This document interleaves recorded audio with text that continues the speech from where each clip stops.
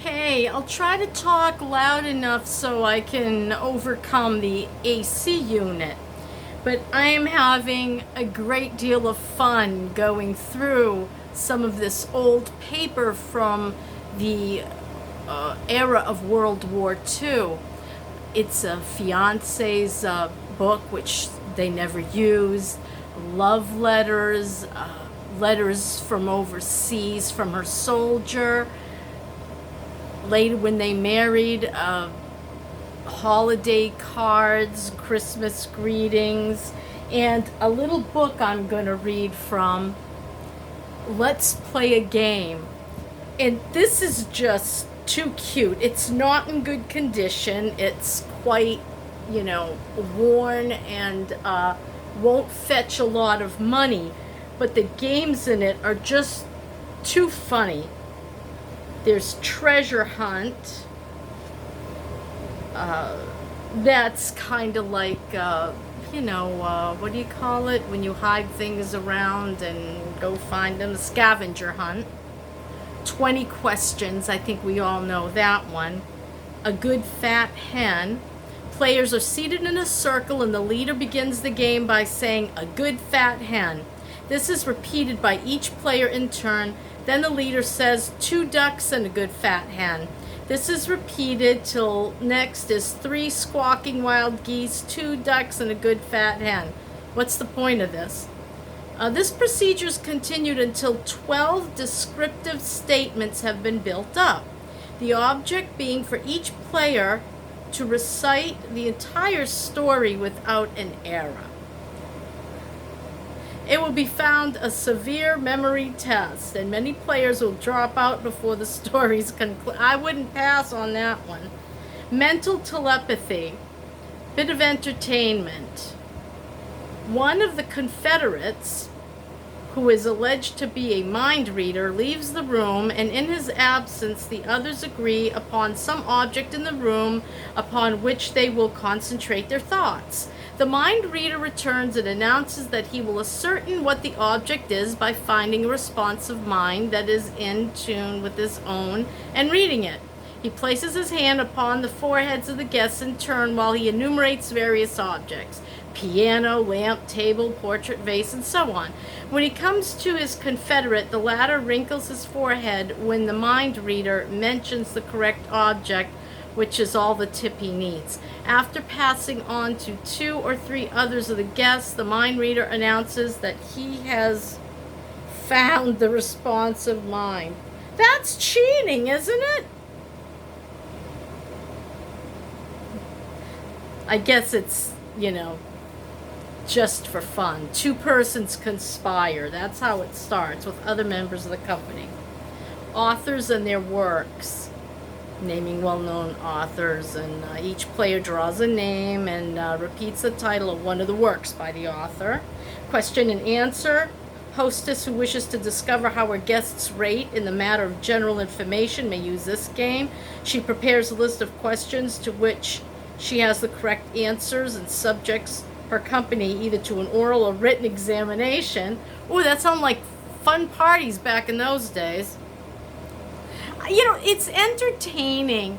One thing I remember about my husband's sister Maureen was when she had a Thanksgiving, we always played some sort of game after dinner in the afternoon, just sitting around. And it really was fun and entertaining. Even if I didn't participate, sometimes I just wanted to watch and listen. Oh, there's so many games. How about cootie? What? That was a derogatory word when I was growing up. This is a game played at tables, 4 player to a table. The winning couple progressing each time a cootie is drawn anywhere in the room. 2 dice are thrown by each player in turn. The scores of the partners being counted together as in auction bridge. I don't know what that is, a card game. The drawing of the cootie is affected by throwing numbers that respond to designated parts of it. 1 draws a head, 2 draws a body, 3 draws 1 eye, etc., etc. A perfect score is 58, and the first player to make it calls cootie. All playing then stops, and scores are noted on the cards. Blah, blah, blah. Blind Pig. This can be made a highly amusing game. A guest is blindfolded and seated at a table that is supplied with large sheets of paper and pencils. He's given a pencil and told to draw a pig, starting with the ears and adding the tail last. Each guest takes a turn at this, and in the end, prizes are awarded for the best and worst drawings. Some rare works of art come out of this game. There's much, much more in this. Let me see what year this was written. 1930. Cute little and interesting games. I may ask Maggie if she would find any interest in using this while raising Finn. He might enjoy some of this silliness. It's silly.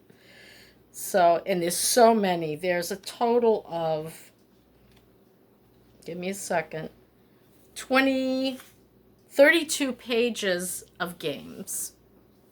Very cute. Back in the old days when, you know, dinner parties met in the parlor and you entertained your guests. A wholesome time in the history of our country. I'm just enjoying so much going through this. I cannot find this, and I need to price it. It is in very nice shape. Directions for the care and operation of Plymouth gasoline locomotives. Train anything. Railroadiana is extremely desirable, and this is old.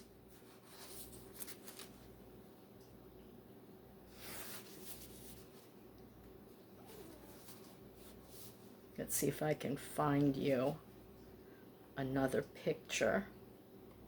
It's all about the engines.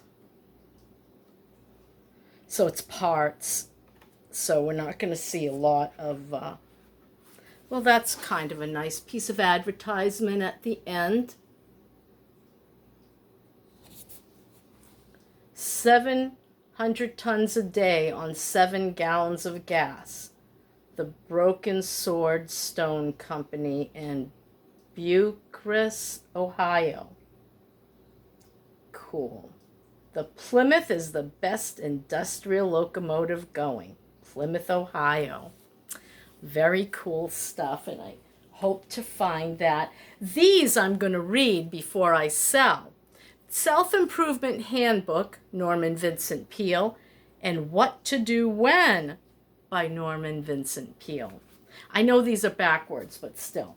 So, and then there's photographs. There is the entire history of a woman and her family, and it's very touching, you know, letters from her soldier brother in the war, and his nervousness about his survival of it all. It's very compelling, and it's quite nice to go through, and I'm sorting and fixing and putting the stamped envelopes aside because I'm planning to go have someone check my stamps and make sure there's nothing of great value. There are stamps worth $100,000 and more, and I just don't want to make any mistakes. I don't think there's any in this. I noticed some of the stamps were removed from some of the envelopes. I don't know if the person collecting did it or if they've been to a stamp person and the rest of them are no good.